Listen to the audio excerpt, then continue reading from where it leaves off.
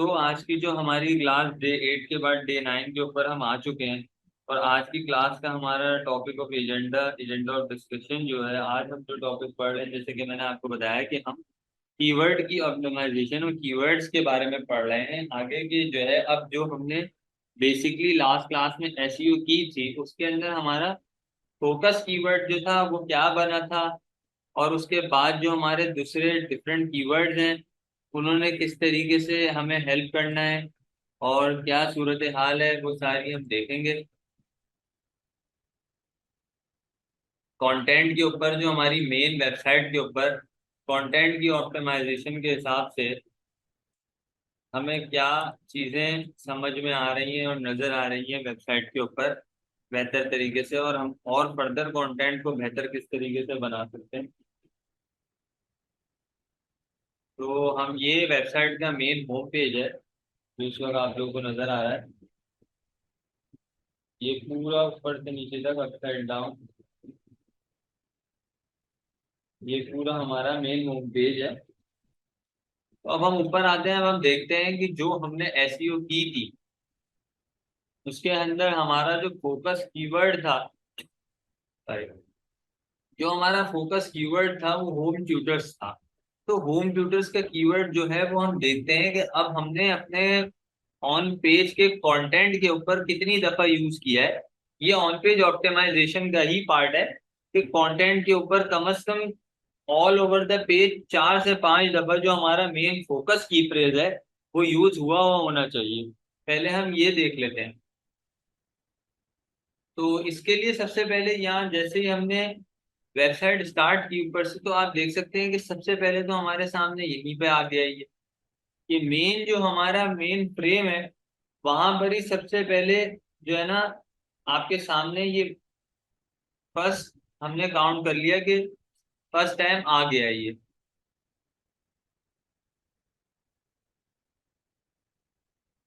जी, keywords obviously बिल्कुल important है, बहुत ज्यादा इंपॉर्टेंट है एड्स के लिए। उसके बिना तो बिल्कुल ही जो है, मतलब एड के जो बेमकसद हो जाएगा, क्योंकि अगर कोई कीवर्ड सेलेक्ट नहीं किया जाएगा, स्पेसिफिकली रखा नहीं जाएगा, तो फिर तो हमारा मिसाल है पूरी एड चलाने का कोई मकसद ही नहीं, क्योंकि हम किस ऑडियंस को टारगेट कर रहे हैं ये हमारा कीवर्ड ही तो डिसाइड करेगा। अब हम होम ट्यूटर्स को टारगेट कर रहे हैं तो हम होम ट्यूटर्स पे काम करेंगे ना सिर्फ। हम हर जगह काम नहीं कर सकते, क्योंकि ऑनलाइन ट्यूटर्स की मार्केट एक अलग है। हम यूएसए यूके अलग अलग जगहों पे जब काम कर रहे होंगे तो फिर इस तरीके से बहुत ब्रॉड पर्सपेक्टिव पे बहुत कीवर्ड्स आ जाएंगे। फिर हम नीचे आए, हमने देखा फिर आ गया हमारा कीवर्ड सेकंड टाइम हमारी मेन H1 H2 हेडिंग्स के अंदर। अच्छा, ये जो हेडिंग्स होती हैं इनको हम H1 H2 कहते हैं। और हमारा ऑन पेज एसईओ यही कहता है कि H1 H2 के अंदर कम से कम 2 से 3 दफा, और नॉर्मल कंटेंट में भी 2 से 3 दफा ये वर्ड यूज हुआ होना चाहिए। ये वर्ड फिर हमें नजर आ गया थर्ड टाइम, फोर्थ टाइम। अल्हम्दुलिल्लाह हमारी एसईओ इतनी बेहतरीन थी कि हमें वहां पर गुड का सिग्नल मिला था। वो इसीलिए मिला था क्योंकि ऑब्वियसली हमने इस कीवर्ड को काफी दफाओं पे बेहतर तरीके से यूज किया हुआ है।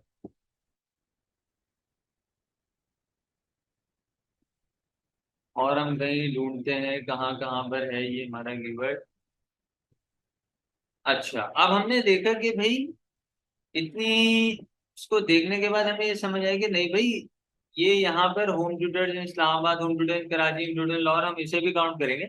लेकिन फिर भी अगर हमें लगता है कि भाई ये जो हमारे पैसेजेस हैं इनमें भी कहीं पर या इस पैसेज के अंदर एक आध दफा और कहीं बेहतर यूज हुआ होना चाहिए ये फोकस की फ्रेज, तो हम उसके लिए कंटेंट के अंदर एडिटिंग कर सकते हैं, जाकर कंटेंट के अंदर इम्प्रूवमेंट कर सकते हैं और कंटेंट के अंदर फर्दर इसको लिख सकते हैं। उसके लिए कोई इशू नहीं है, क्योंकि एडिटिंग का ऑप्शन हमारे पास अवेलेबल है। अगर तो आप खुद डेवलपमेंट भी देख रहे हैं एसईओ के साथ, देन तो आप ये खुद कर लेंगे। लेकिन अगर आप खुद डेवलपमेंट नहीं देख रहे हैं तो फिर आप अपने डेवलपर तक एक मैसेज पहुंचाएंगे कि भाई इस तरीके से ये कीवर्ड है, इसको आप ऐड करें, और उसके बाद ताकि जो है ना हमारा वर्क आगे हो सके और बेहतर आसान हो जाए। तो ये हम फिर उन्हें गाइड करेंगे इस तरीके से। तो जो हमारा कीवर्ड था वो ये था। उसके बाद हमने देखा कि भाई हमारे होम ट्यूटर्स, होम ट्यूशन और ये जो हमारे की फ्रेजेस थे ये भी जो है बिल्कुल सही तरीके से यूज हुए हैं या नहीं हुए हैं, यहाँ पर जो हमारा एसईओ टाइटल हमने सेट किया था लास्ट क्लास में, उसके अंदर ये फोकस की फ्रेज है। अच्छा, फोकस की फ्रेज के बाद तो हमारा प्राइमरी कीवर्ड तो हो गया, अब व्हाट अबाउट हमारा सेकेंडरी कीवर्ड क्या है? सेकेंडरी कीवर्ड हमारा मेन पेज पे ट्यूटरिंग से रिलेटेड हो सकता है, टीचर्स से रिलेटेड हो सकता है, कि भाई होम टीचर्स के बारे में बात कर लें या ट्यूटरिंग के बारे में बात कर लें। तो अब हम ये देखेंगे कि भाई ये कीवर्ड कितनी दफा हमारे पास यूज हुआ हुआ है। जो हमारा सेकेंडरी कीवर्ड हो वो भी एटलीस्ट पूरे पेज के अंदर 3 to 4 टाइम यूज हुआ होना चाहिए। जैसे अगर टीचर्स का कीवर्ड है तो हम इन्हें एडिट करके हर जगह होम टीचर्स कर सकते हैं, our home teachers, our home teachers, our home teachers. हम इन्हें इस तरीके से भी कर सकते हैं ताकि हमारा जो एसईओ है उसके अंदर हमें और फर्दर हेल्प आउट हो जाए। क्योंकि इस वक्त वेबसाइट के ऊपर इतना खास ज्यादा कंटेंट नहीं है ये, क्योंकि वेबसाइट का मेन पेज है और हम अभी इसी की एसईओ देख रहे हैं। तो अब हमारे सामने है कि देखिए हम करते हुए जब चीजें देख रहे हैं तो कुछ फ्लॉज हमें नजर आ रहे हैं, उनको हम पॉइंट आउट कर रहे हैं और फिर ये हम या तो खुद इसे ठीक कर देते हैं या तो हम अपने डेवलपर से रिक्वेस्ट करके इसे बिल्कुल ठीक करवा सकते हैं। अच्छा, फिर हम जो है इसके अलावा नीचे आकर जो हमारा डिस्क्रिप्शन है वो हम देख चुके हैं। डिस्क्रिप्शन में जैसे होम ट्यूटरिंग का कीवर्ड है तो वो भी आपने देखा कि हमारे मेन पेज पे भी एक जगह पे मौजूद है। ये सब चीजें बेसिकली ऑप्टिमाइजेशन का ही पार्ट है, मेन ऑन पेज ऑप्टिमाइजेशन का ही पार्ट है कीवर्ड्स के थ्रू। फिर हमारे जो लिंक्स हैं ये प्रॉपरली लगे होने चाहिए कि हम इनमें से किसी पे भी क्लिक करें तो डायरेक्टली हम रीडायरेक्ट हो। अब हम बात करते हैं फर्दर कि अगर हम ही इन चीजों को चेंज करेंगे तो कैसे करेंगे। जैसे कि हमने कुछ इश्यूज तो फाइंड आउट कर लिए, अब हम चाह रहे हैं कि हम इन्हें खुद चेंज कर लें। वो भी मैं आपको एक आध दिखा देता हूँ, अगर आप में से किसी को एलिमेंट्री यूज करना आता है तो वो तो बिल्कुल ये जानते होंगे, जिनको नहीं आता है तो वो भी थोड़ा बहुत देख लें, समझ जाएंगे। क्योंकि वैसे ये डेवलपमेंट का फेज का पार्ट है, जिसे वर्डप्रेस वेबसाइट बनानी आती है उनके लिए। और मैं आगे आपको इमेज ऑप्टिमाइजेशन भी दिखाता हूँ कि किस तरीके से एक इमेज को ऑप्टिमाइज करके WP फॉर्मेट के अंदर कर कर ही हमें अपलोड करना है। और हमारी अगर वेबसाइट के ऊपर कोई ऐसी इमेज है जो उस फॉर्मेट में नहीं हुई हुई तो किस तरीके से हम उसे फॉर्मेट में कर देंगे। तो हमने क्लिक किया तो ये हमें एलिमेंट्री पे लेकर जा रहा है आगे। तो ये हम देख रहे हैं कि ये लोड हो रहा है और हमारा बैकएंड जो है ओपन हो चुका है। फिर थोड़े से चीजें हमारे सामने क्लियर हो रही हैं, लोड हो रही हैं, आ रही हैं। अब हमने यहाँ पर जैसे कुछ फ्लॉज फाइंड आउट किए थे तो हम उन्हें खुद यहाँ से पूरा कर सकते हैं। जैसे कि अगर हम कहते हैं कि हमें यहाँ पे कोई ऐसा वर्ड हो जिसे हम चेंज करके और इनहेंस कर सकते हैं, या यहाँ नहीं तो हम नीचे आ जाते हैं। अगर नीचे किसी जगह पे ऐसा हो सकता है हम उसे चेंज कर सकते हैं। तो जैसे यहाँ पर मैंने आपसे कहा था कि हम यहाँ पर होम टीचर्स कर सकते हैं, यहाँ पर भी हम अपने होम टीचर्स कर सकते हैं। इस तरीके से ये भी जो है पेज की ऑप्टिमाइजेशन का ही पार्ट है कि हम पेज के ऊपर ये देखें। यहाँ पे हम कर सकते हैं कि जैसे ब्राइट के होम ट्यूटर्स, तो इस तरीके से ये बेहतरीन हमारे सामने आ जाएगा। तो ये जो है हमारे पेज की कीवर्ड्स की मेन ऑप्टिमाइजेशन है, इस तरीके से कि जो हमारा फोकस की फ्रेज है वो तो हो ही हो, उसके अलावा जो हमारा सेकेंडरी की फ्रेज हो वो भी कम से कम 2 to 3 टाइम्स यूज हुआ हुआ हो तो बेहतर है। क्योंकि ये रिक्वायरमेंट है एसईओ की, उसके बिना आपका ज्यादा बेहतर रैंक करना मुश्किल होगा। अब हम जो थर्ड पार्ट और मेन चीज के ऊपर एक और आते हैं जिससे वेबसाइट की स्पीड के ऊपर, वेबसाइट की ऑप्टिमाइजेशन के ऊपर, इन चीजों पे बहुत फर्क पड़ता है, वो है पिक्चर। अब हम बात करेंगे कि जैसे ये एक हमारे सामने एक पिक्चर है, ये पिक्चर हम ये देख रहे हैं कि सबसे पहले तो हम ये चेक करेंगे ये पिक्चर किस फॉर्मेट के अंदर है। तो हमने देखा भाई ये पिक्चर तो जेपीईजी फॉर्मेट के अंदर है, जिसकी वजह से ये पिक्चर तो काफी हैवी हो रही है। और हैवी होने की वजह से ये पिक्चर पेज को उतना लोड टाइम नहीं दे रही, उससे ज्यादा दे रही है। और अगर हम इसको बेहतर कोशिश करें तो उससे कम लोड टाइम के अंदर ये लोड हो सकती है। तो ये बात है। तो इसलिए अब हमें ये करना होगा कि जैसे कि आप जाएं जेपी, गूगल पे जाएं, वहां पे लिखें जेपीजी टू वेबपी। फिर यहाँ पे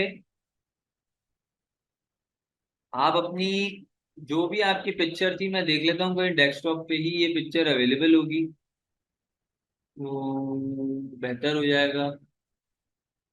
तो ये पिक्चर नहीं है ये। चले हम, कोई इशू नहीं है, तो हम वहां से भी एलिमेंटर से भी इसे डाउनलोड कर ही सकते हैं। हम यहाँ पे भी इस इमेज को एडिट भी कर सकते हैं खुद भी, लेकिन हम ऑब्वियसली यहाँ पे इसका फॉर्मेट चेंज नहीं कर सकते।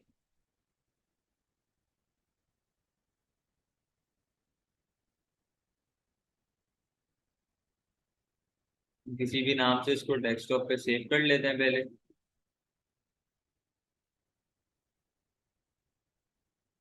अब जब ये डेस्कटॉप पे सेव हो चुकी है तो हम अपने कन्वर्टर पे जाएंगे और यहाँ से इसे ये फाइल दे देंगे। अब इसे गाइडेंस देंगे कि इसे कन्वर्ट कर दे। अब ये इसे जेपीजी से वेबपी फॉर्मेट में ही कन्वर्ट कर रहा है। वेबपी फॉर्मेट के अंदर कन्वर्ट, अब आपको मैं एक डिफरेंस और दिखाऊंगा कि आप खुद देखिएगा कि पिक्चर क्वालिटी में अगर आप ये सोच रहे हैं कि भाई हम इसे जेपीजी से वेबपी फॉर्मेट के अंदर कन्वर्ट कर रहे हैं तो कोई पिक्चर क्वालिटी डिक्रीज हो गई है, कुछ हो गया है, तो नहीं, ऐसा बिल्कुल भी नहीं है। ना पिक्चर क्वालिटी डिक्रीज हुई है, ना कुछ भी। आप खुद देख के हैरान हो जाएंगे, सब कुछ सेम है, जरा सा भी इम्पैक्ट क्रिएट नहीं हुआ, बट साइज के ऊपर एक बहुत बड़ा डिफरेंस क्रिएट हो जाता है। अब हम दोनों को खोलेंगे। ये हमारे पास वेब पी फॉर्मेट में शो हो रही है। मैं आप लोगों को जूम करके दिखा देता हूँ। ये तो जूम करने की वजह से ऑब्वियसली वो पिक्सल रेट हो रही है, बट अगर आप नॉर्मली देखें तो ये बिल्कुल आपके सामने क्लियर है, कोई इशू नहीं है। और ये आपके सामने नॉर्मल जेपीजी के अंदर खुली हुई है, तो आप देखें, खुद देखें, कोई डिफरेंस नजर नहीं आ रहा है यार। जरा सी भी पिक्चर पिक्सल रेट नहीं हुई है। और यही सबसे बेहतरीन बात है इसकी।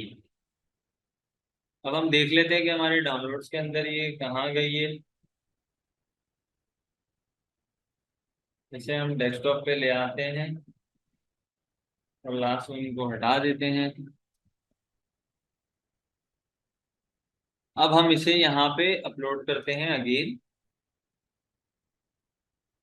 अपलोड फाइल्स में जाएंगे, सिलेक्ट फाइल्स, डेस्कटॉप।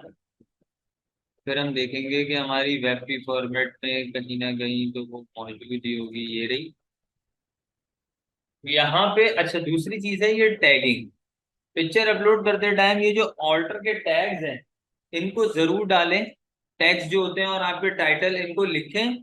ये है असल ऑन पेज एसईओ का बहुत अहम पार्ट, जो कि है हमारी पिक्चर्स को फॉर्मेट में चेंज करके उनके टाइटल्स लिखना। जो कि मैंने आपको एसईओ की स्टार्टिंग वीडियो में बताया था कि पिक्चर के जो टाइटल्स हैं उनको डेप्थ में करके किस तरीके से आपने अपनी पिक्चर को देखते हुए और अपने बिजनेस को देखते हुए इसे कर कर लिखना है।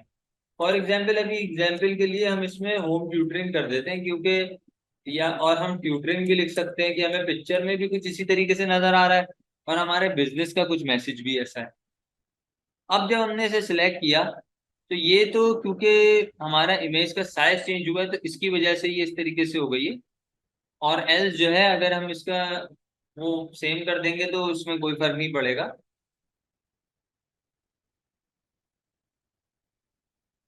मेन पिक्चर कहाँ गई हमारी?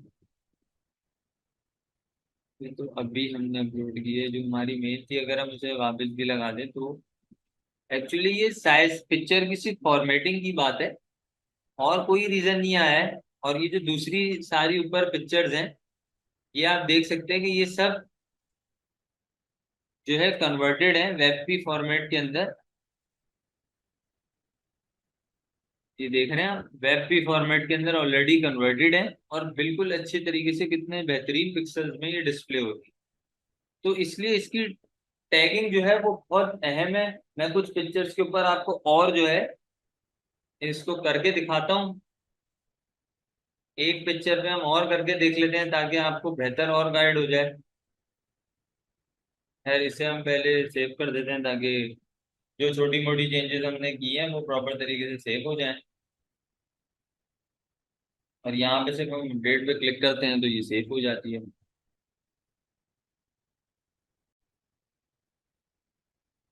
तो हम कंटिन्यू करते हैं यहीं से। हम थे यहाँ पे कि हम कीवर्ड की पिक्चर्स के कीवर्ड्स और पिक्चर्स की ऑप्टिमाइजेशन के ऊपर बात कर रहे थे कि जो ये वेबसाइट पे पिक्चर्स लगी हुई हैं बेसिकली किस तरीके से। एक पिक्चर पे मैंने आपको कहा था कि मैं और आपको करके दिखा देता हूँ ताकि आपको बेहतर अंडरस्टैंडिंग हो जाए। ऑब्वियसली ये वर्डप्रेस का कोर्स नहीं है तो इस वजह से अगर अब आप में से कोई स्टूडेंट ये पूछे मुझसे कि सर ये है कि ये कौन से ऑप्शन पे गए कैसे किया है, तो वो तो ऑब्वियसली मैं आपको डायरेक्ट नहीं कर सकता, बट मेरा जो मकसद है वो पूरा होना चाहिए प्रैक्टिकल लर्निंग का। और क्योंकि मैं आपको प्रैक्टिकल लर्निंग पूरी सिखाना चाह रहा हूँ तो इस वजह से मैंने आपको एक एक चीज़ बेहतर तरीके से करके दिखाई। और एक पिक्चर पे मैं आपको और करके दिखा देता हूँ कि किस तरीके से इसको जेपीजी से देखें। जैसे ये पिक्चर जो है वो एक जेपीजी फॉर्मेट के अंदर है। अब सबसे पहले हम इसको भी, पहले मैं देख लेता हूँ कि ये मेरे डेस्कटॉप पे शायद मौजूद हो पिक्चर। तो नहीं, बट ये नहीं मौजूद तो हम अभी यहीं से ही इसे डाउनलोड कर लेते हैं और इसे इसी से हम डाउनलोड करते हैं हमारे डेस्कटॉप पे। बट ये इसकी वजह से पिक्चर श्रिंक होकर डाउनलोड हो जाएगी। तो ये पिक्चर कहीं ना कहीं मेरे इसमें लैपटॉप पे मौजूद होगी। मैं अभी आपको उसी पिक्चर से करके दिखा देता हूँ, बट बाद में ये है कि फिर इसकी फॉर्मेटिंग और कुछ चीज़ों को सही कर देंगे। इस पिक्चर को यहाँ से, ये ऑलरेडी अपलोडेड थी बट आपके पास तो कंप्यूटर में मौजूद होगी, या आपको क्लाइंट की कोई भी पिक्चर होगी या आप अपनी वेबसाइट के ऊपर जो भी पिक्चर डालोगे वो आपके पास मौजूद होगी। तो उसके बाद जैसे कि मैंने आपको बताया था कि आप जाकर लिखेंगे JPEG to WebP converter और ये कन्वर्टियो को ओपन कर लेंगे और उसके बाद यहाँ पर इसे ये फाइल दे देंगे। और ये आप देख सकते हैं कि 14.2 KB की ये फाइल है। अब ये जब इसे कन्वर्ट करेगा, और पिक्सल्स तो मैंने आपको इसके पहले में ही दिखाया है जो हमने फर्स्ट टाइम किया, तो आपने खुद देखा कि पिक्सल, कोई भी पिक्सल क्वालिटी में फर्क नहीं आया। अब आप ये देख सकते हैं साइज के अंदर कितना डिग्रेड हो गया, साइज कितना कम हो गया। इसी वजह से जब हम इस साइज के ऊपर पिक्चर को डालते हैं तो काफी जो है हमारी वेबसाइट का लोडिंग टाइम इंप्रूव हो जाता है और काफी बेहतर तरीके से लोडिंग हो पाती है। अब इसमें आएंगे, इसको अपलोड कर देंगे। और जैसा कि मैंने आपको थोड़ी देर पहले बताया था कि जब हम अपलोड करेंगे तो ये जो हमारी पिक्चर का नेम है ना, ये भी बहुत सही चूज करना जरूरी है। मतलब आपकी पिक्चर से मिलता जुलता, जैसे ब्राइट ट्यूटर्स की ये है ऑथराइजेशन, तो पिक्चर्स की रीनेमिंग करना ये बहुत अहम है। और ये आप देखेंगे इस तरीके से मैंने इसके अंदर लिख दिया, और ऑल्टर टेक्स्ट के अंदर भी हम होम ट्यूटरिंग लिख सकते हैं। आप ये लिख दें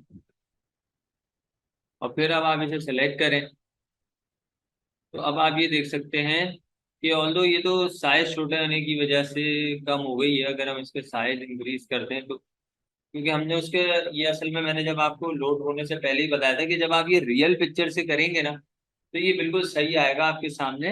बट ऑब्वियसली क्योंकि ये तो मैंने इसी की डाउनलोडेड पिक्चर से किया है तो इस वजह से ये इस तरीके से आया है, वरना आप रियल पिक्चर से करेंगे तो ये बिल्कुल ठीक आएगा। अब ये आप देख सकते हैं कि जो पिछली फाइल थी वो 180 KB की ऑलरेडी थी, और जो अब की फाइल हमने एंटर की है वो सिर्फ और सिर्फ 9 KB की। तो आप मतलब मैसिव फर्क है, आप फर्क देख सकते हैं, कोई छोटा मोटा नहीं है, बहुत मैसिव डिफरेंस आता है इसका जो है ना। और इससे हमारे लोडिंग टाइम में और सारी चीजों में बहुत बहुत बहुत ज्यादा बेहतर इंप्रूवमेंट आती है। जब आप ये राइट पिक्चर से करेंगे तो ये उसी साइज के अंदर भी आ जाएगा। तो जब हम बात कर रहे थे इसके अंदर जो है हमारे कीवर्ड्स की रिसर्चिंग के बारे में, और कीवर्ड्स के बाद जो कीवर्ड्स की ऑप्टिमाइजेशन के बारे में था कि कीवर्ड्स कितना ऑप्टिमम यूज करना है, कंटेंट की ऑप्टिमाइजेशन और प्लानिंग। कंटेंट की ऑप्टिमाइजेशन इसी तरीके से जैसे कि मैंने आपको अभी दिखाया है कि जो वेबसाइट के ऊपर कंटेंट अपलोडेड है वो कितना ऑप्टिमाइज है, हमने अभी थोड़ी देर पहले ही देखा। अब उसे कितना प्लान तरीके से कर कर आपने राइट करना है कंटेंट, ये तो 100% आपके खुद के ऊपर ही है। और उसका रीजन मेन जो है वो ये भी है कि मैंने आपको लास्ट टाइम बोला था कि आप अपना चैट जीपीटी से भी कंटेंट लिखवा सकते हैं, बट रिमेंबर कि अगर आप चैट जीपीटी से भी कंटेंट लिखवाते हैं तो उसके बाद उस कंटेंट को जो है आपको खुद बेहतर तरीके से रीड करके ठीक तरीके से समझ कर करना, ये भी बहुत अहम होगा, वरना उसके बगैर भी जो है कोई फायदा नहीं होगा आपके कंटेंट के रिलेटेड ना। तो ये बहुत अहम है। तो अभी तक जो हमने चीजें कवर अप कर ली हैं वो यहाँ से तकरीबन यहाँ तक है। अब हम इसके बाद ऑफ पेज ऑप्टिमाइजेशन की तरफ जाएंगे। ऑफ पेज ऑप्टिमाइजेशन के अंदर जैसे कि मैंने आपको पहली क्लासेस के अंदर पढ़ाया था कि हम ऑफ पेज ऑप्टिमाइजेशन के अंदर ये देखेंगे कि भाई बैक लिंक्स हम किस तरीके से, हमारी सोशल मीडिया की प्रेजेंस जो है वो हम किस तरीके से देख सकते हैं। ऑनलाइन डायरेक्टरीज अगर हम बना दें, लोकल डायरेक्टरीज जो मैंने आपको कहा था, और गैस ब्लॉगिंग, क्योंकि इसके अंदर जो सबसे मेन यही रहता है ना, वो जितना ज्यादा आप अपनी डायरेक्टरीज में जाके लिस्ट करवा सकते हैं अपनी वेबसाइट को, उतना ज्यादा से ज्यादा करवाएं, ताकि जो है ना डोमेन की विजिबिलिटी जो है उतनी बेहतर से बेहतर होगी। ये जो डोमेन की अथॉरिटी जो यहाँ लिखा है, how to increase domain authority, और डोमेन अथॉरिटी क्या है, इसके बारे में जब हम कल की क्लास में बात करेंगे तो आपको और बेहतर समझ में आएगा कि क्या है बेसिकली डोमेन अथॉरिटी, और किस तरीके से बैक लिंक से और किस तरीके से लिंक बिल्डिंग होगी आगे। तो बेसिकली जो हमारी ऑन पेज एसईओ का बेसिक जो है वो मैंने आपको करके दिखाया वर्डप्रेस के ऊपर भी। और कीवर्ड्स की जो रिसर्चिंग जो इन डेप्थ थी, कीवर्ड के टूल पैनल और कीवर्ड्स की डिफरेंट टाइप्स, इसको हमने गूगल एड्स के अंदर ही जिस तरीके से कवर किया था वही चीज हमारी एसईओ के अंदर है, क्योंकि हमारी कोई टॉपिक चेंज नहीं हुआ और कोई चीज चेंज नहीं हुई, इस वजह से ये काफी हद तक सेम है। एक दो चीजें मैं उसके बाद, ये जो हमारे सामने जो पॉइंट्स हैं ये चीजें तो हैं, बट इसके अलावा मैं एक आध क्लास के बाद जब हमारे ये मेन चीजें कवर हो जाएंगी तो फिर मैं एसईओ की जो लास्ट क्लास होगी उसके अंदर मैं आपको मेन ये चीजें बताऊंगा कि किस तरीके से हम लोग, कौन कौन सी चीजें हैं जिनके बिना के ऊपर हमारी एसईओ के अंदर काफी बेहतर तरीके से मतलब रैंकिंग इंप्रूव हो सकती है, और कुछ मतलब प्लानिंग और फिर किस तरीके से हम उन्हें समझ सकते हैं। उसके लिए मैं एक टूल और आप लोगों को बताना चाहूंगा कि आप, मैंने आप शायद आप लोगों को पहले भी बताया था या नहीं मुझे याद नहीं है, तो इसलिए मैं फिर बताना चाहूँ। जैसे हम एक कीवर्ड सर्च कर लेते हैं,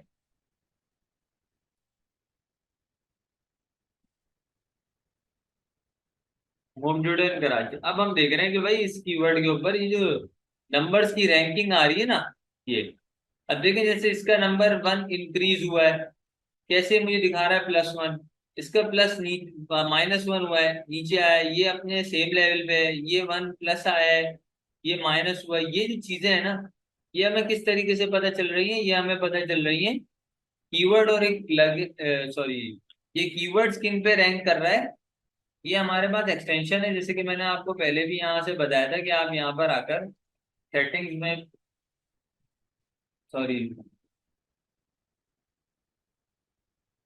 आप यहाँ पर आकर मोड टूल्स में जाके, एक्सटेंशन में जाके, ये हमारा है SERP ट्रेंड्स SEO एक्सटेंशन। आप इसको जो है अपने एक्सटेंशन के अंदर लोड कर लें, और इसके अलावा SEO क्विक को भी आप अपने पास अपने एक्सटेंशन के अंदर ऐड कर लें। ये दोनों आपको बहुत ही ज्यादा हेल्प करेंगे आपके इस पूरे समझे एसईओ के सफर के अंदर। क्यों? क्योंकि ये जो देखें मुझे चीजें नजर आ रही है ना, ये सब इन्हीं एक्सटेंशन का वर्क है। एसईओ को ऑन करके और मैं बेहतर तरीके से किसी भी डेटा को एक्सपोर्ट कर सकता हूँ, समझ सकता हूँ। तो ये जो चीजें हैं ना, ये काफी जरूरी हैं। तो आप इनको जो है इन एक्सटेंशंस को भी लाजमी ऐड कर लें अपने पास। तो मैं इन्हीं टाइप की चीजें बता रहा था कि ये जो छोटी छोटी चीजें हैं बेसिकली आप इन्हीं को देखेंगे। और दूसरी सबसे मेन चीज यही कि देखें, एसईओ के अंदर जो सबसे ज्यादा वक्त लगता है वो हमें लगता ही रिसर्चिंग पे है, और कीवर्ड्स की रिसर्च पे लगता है। और कीवर्ड्स की रिसर्च किस तरीके से करनी है, कैसे करनी है, कंटेंट के ऊपर पेज पे कैसे एक्सेल की फाइल बनानी है, ये मैं आपको पहले क्लासेस के अंदर बता चुका हूँ।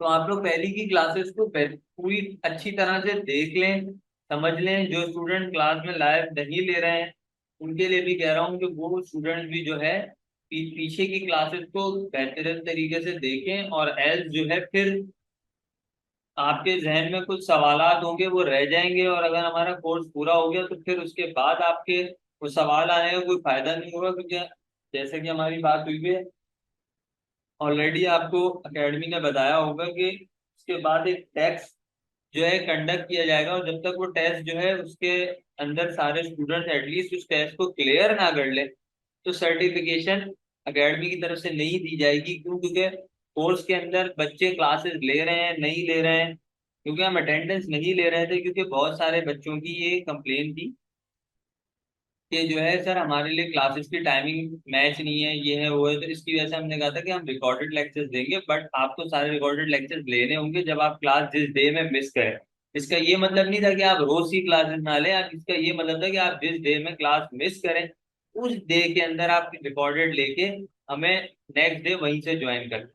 बट ये स्टूडेंट के ऊपर ही, क्योंकि इन द एंड जब टेस्ट होगा तो सारी चीजें क्लियर हो जाएंगी और पिक्चर सामने आ जाएगी।